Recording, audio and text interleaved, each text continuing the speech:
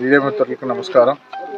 ఈరోజు ఆలూరు నియోజకవర్గంలోని హొలగుంద మండలం మార్లమడికి గ్రామానికి ప్రచారం రావడం జరిగింది. ప్రతి గ్రామంలో ఈరోజు ఉదయం నుంచి ఒక 7 గ్రామాలు చూస్తున్నాం. ప్రతిరోజు కూడా మా ప్రచారంలో భాగంగా గ్రామాల్లో ప్రజల పరిస్థితులను చూస్తుంటే చాలా బాధ వేస్తూ ఉంది. దాదాపుగా 20 సంవత్సరాల నుంచి ఈ ఆలూరు నియోజకవర్గంలో ఎటువంటి అభివృద్ధి కార్యక్రమాలు లేవు. మీరు గతంలో గెలిపించిన తెలుగుదేశం పార్టీ మరి మొన్న గెలిచిన వైసీపీ పార్టీ రెండు కూడా ఇక్కడ ప్రజలకు ఏ ఒక్క మౌలిక సదుపాయాలు కల్పించలేదు. అదేవిధంగా ఇక్కడున్న లాస్ట్ టైం ఎమ్మెల్యే ఇప్పుడు మంత్రి అయినటువంటి గుమ్మనూరు జయరాం గారు ఇక్కడ మద్యం మాఫియా, ఇసుక మాఫియా, పేకాట మాఫియా, భూ కబ్జాలు ఈ విధంగా ఆయన చరిత్ర రాసుకుంటూ పోతే చాలా పెద్ద చరిత్ర ఉంది, ఆయన అవినీతి చరిత్ర. కాబట్టి అలాంటి వ్యక్తికి ఇక్కడ అవకాశం ఇచ్చి గెలిపించిన ప్రజలు ఈరోజు చాలా ఇబ్బందులు ఎదుర్కొంటున్నారు. కాబట్టి భవిష్యత్తులో ఇలాంటి వారిని ఎంకరేజ్ చేయొద్దని చెప్పేసి మేము ప్రజలు మారాలి అని చెప్పేసి మేము ప్రచారం కూడా చేస్తున్నాం. ప్రజల్లో మంచి చైతన్యం కనిపిస్తూ ఉంది.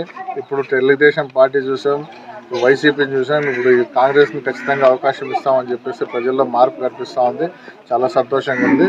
కాబట్టి ఇప్పుడు ప్రజలు ఎదుర్కొంటున్న సమస్యలకు ఏదైతే మౌలిక సదుపాయాలకి సమస్యలు ఎదుర్కొంటున్నారో ఆ సమస్యలకు దగ్గరగా మేము తయారు చేసిన మేనిఫెస్టో ఏదైతే ఉందో ప్రతి ఒక్క మనిషి కూడా దాన్ని బాగా చదివి అర్థం చేసుకొని ఆదరిస్తున్నారు ఈరోజు కాంగ్రెస్ పార్టీని. ఈరోజు ఏదైతే కరువు కాటకాలతో ఆలూరు నియోజకవర్గంలో అనేక మంది రైతులు ఆత్మహత్యలు చేసుకుంటుంటే ఆత్మహత్యలు లేని ఆలూరు అదేవిధంగా ఆంధ్రప్రదేశ్ ఉండాలని చెప్పేసి ఈరోజు కాంగ్రెస్ మేనిఫెస్టోలో రైతులకు 2 లక్షల రుణమాఫీ ఇవ్వడం జరిగింది. ఈ సాహసం ఏ తెలుగుదేశం పార్టీ కానీ వైసీపీ కానీ చేయలేకపోయింది. రైతుల కోసం మంచి కోసం కాంగ్రెస్ పార్టీ 2 లక్షల రుణమాఫీ తీసుకొచ్చింది. అదేవిధంగా ఇల్లు లేని పేదవారికి 5 లక్షలు పెట్టి ఇల్లు కట్టించే ఒక మంచి కార్యక్రమాన్ని కూడా చేపడతా ఉంది. అదేవిధంగా కేజీ నుండి పీజీ వరకు ఉచిత విద్యను కూడా ఈరోజు కాంగ్రెస్ ప్రభుత్వం మేనిఫెస్టోలో చేర్చింది. అదేవిధంగా ఒక్కొక్క మహిళకు, పేద మహిళకు ఒక్కొక్క ఇంట్లో 8,330 రూపాయలు చేయూత ఇస్తూ ఆ మహిళకు అండగా నిలవడానికి కాంగ్రెస్ ప్రభుత్వం ఈరోజు ముందుకు వచ్చింది.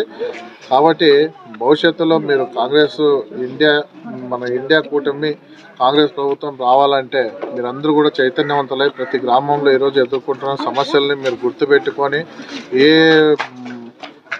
ప్రలోభాలకి తలగకుండా మన సమస్యలను గుర్తుపెట్టుకొని మంచి అభ్యర్థులకు ఓటేసి చైతన్యవంతులు కావాలని నేను మీడియా ద్వారా ప్రజలను కోరుకుంటూ ప్రతి గ్రామంలో తాగునీటి సమస్య ఏదైతే ఉందో ఆ తాగునీటి సమస్యను తీర్చాలని చెప్పేసి నేను అనేక గ్రామాల్లో పర్యటించినప్పుడు వాగ్దానం చేశాను. ఈరోజు మేనిఫెస్టోలో కూడా నా వ్యక్తిగతంగా ప్రతి గ్రామానికి కూడా ఆలూరు నియోజకవర్గంలో ప్రతి గ్రామానికి కూడా తాగునీటి సమస్యను తీర్చడానికి ఫిల్టర్ వాటర్ ప్లాంట్ వేసేందుకు నా సొంత నిధులతో నేను చేస్తానని చెప్పేసి ఈరోజు మేనిఫెస్టోలో ప్రకటించడం జరిగింది.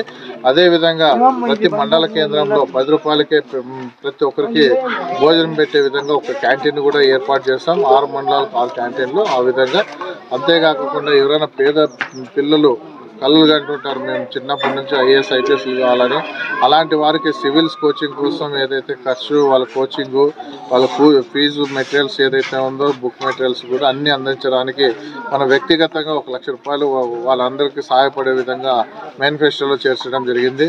అంతేకాకుండా మన గ్రామాల్లో పేదలు ఎవరైనా గర్భిణీ స్త్రీలకు, నా అక్క చెల్లెలు లాంటి తోబుట్లకు ఏ కష్టం రాకుండా ఏదైనా శ్రీమంత కార్యక్రమం గర్భిణీ స్త్రీలకు శ్రీమంత కార్యక్రమం చేయడానికి కూడా ఒక అన్నగా ఒక తమ్ముడుగా నేను ఉండాలని చెప్పి భావిస్తూ వాళ్ళ కార్యక్రమానికి 5,000 రూపాయలు నా వ్యక్తిగతంగా ఇవ్వడానికి కూడా నేను మేనిఫెస్టోలో ఈరోజు చేర్చడం జరిగింది.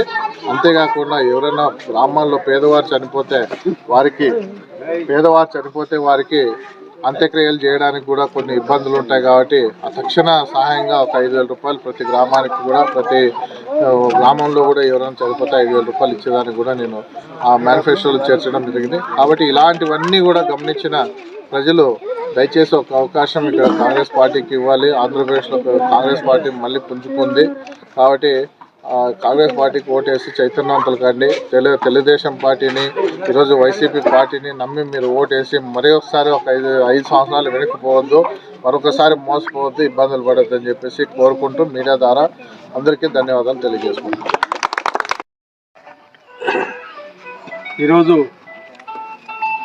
ఎన్నికల్లో భాగంగా మార్లమడికి గ్రామానికి కాంగ్రెస్ పార్టీ అభ్యర్థి అయినటువంటి నవీన్ కిషోర్ గారితో మా మిత్రపక్షాలైనటువంటి కమ్యూనిస్టు పార్టీ సిపిఎం నాయకులతో పాటు ఈరోజు మార్లమర్తి గ్రామంలో ప్రచారం నిమిత్తం రావడం జరిగింది. ఇక్కడ సమస్యల్ని తెలుసుకుంటున్నాం. ఇక్కడ ఖనిజ సంపద ఇసుక రిచ్ ఉంది. ఇక్కడ మార్లమర్తి గ్రామానికి గ్రామ పంచాయతీ నుంచి ఎటువంటి ఎన్ఓసి నో అబ్జెక్షన్ తీసుకోకుండా గతంలో ఉన్నటువంటి మంత్రి గారు జయరాం తర్వాత ఆయన అనుచరులు కర్ణాటకకి ఇక్కడ నుంచి కోట్ల రూపాయల ఇసుకను తరలించడం జరిగింది. ఇక నుంచి అటువంటి దానికి ఎటువంటి అవకాశం లేకుండా మా అభ్యర్థి కాంగ్రెస్ పార్టీ అభ్యర్థి అయినటువంటి నవీన్ కిషోర్ గారికి మీ అందరూ మద్దతు పలికి గెలిపించినట్లయితే మేము ఆ ఇసుక రిచ్ని కాపాడుకుంటాం. మీ సంపాదన మీ గ్రామంలోనే ఖర్చు పెట్టే విధంగా కూడా ముందుకు పోతామని కూడా ఈ సందర్భంగా తెలియజేస్తూ, ఈరోజు దేశంలో న్యాయము అన్యాయానికి ఎన్నికలు జరుగుతున్నాయి. అన్యాయం చేస్తున్నటువంటి బీజేపీ పార్టీ పసిగట్టిన రాహుల్ గాంధీ గారు ఈరోజు జోడాయాత్ర పేరుతో 1000 కిలోమీటర్లు నడిచి పేద ప్రజల గుండెల్లో నిలిచిపోయిన సంగతి కూడా మీ అందరి దృష్టికి తీసుకొని వస్తున్నారు. ఈరోజు రాహుల్ గాంధీ గారు న్యాయం వైపు నిలబడి, ప్రజల పక్షాన్ని నిలబడి, పేదల పక్షాన్ని నిలబడి ఈరోజు అధికారంలోకి తీసుకొని వచ్చి వాళ్ళకి అంతో ఇంతో మేలు చేయాల మా ఊహ ఇందిరమ్మ అయినటువంటి ఆమె చేసిపోయిన సేవలు ఈరోజు కూడా పేద ప్రజల గుండెల్లో పెట్టుకున్నారు. ఈరోజు ఇందిరమ్మ గారు భూమి అయితేనేమి ల్యాండ్ సీలింగ్ చట్టం తెచ్చి పేద ప్రజలకు భూమి పంపిణీ చేయడం జరిగితేనేమి, ఇంకొకటి గృహాలు ఇందిరమ్మ గృహాలు ఇవ్వడం అయితేనేమి, పెన్షన్లు అయితేనేమి, ఇవన్నీ కూడా సంక్షేమ పథకాలు పెట్టినవి ఈరోజు కూడా ప్రజలు జ్ఞాపకం చేసుకుంటున్నారనే సంగతి కూడా మీడియా ద్వారా మీ అందరికీ ముందుకు తీసుకొని వస్తున్నాం. ఈరోజు సార్వత్రిక ఎన్నికల సందర్భంగా మన గ్రామానికి కాంగ్రెస్ అభ్యర్థి అయినటువంటి నవీన్ కిషోర్ గారు మన గ్రామానికి వచ్చాడు. ఇక్కడ ఉన్నటువంటి గ్రామంలో ఉన్నటువంటి సమస్యలు తెలుసుకున్నాడు.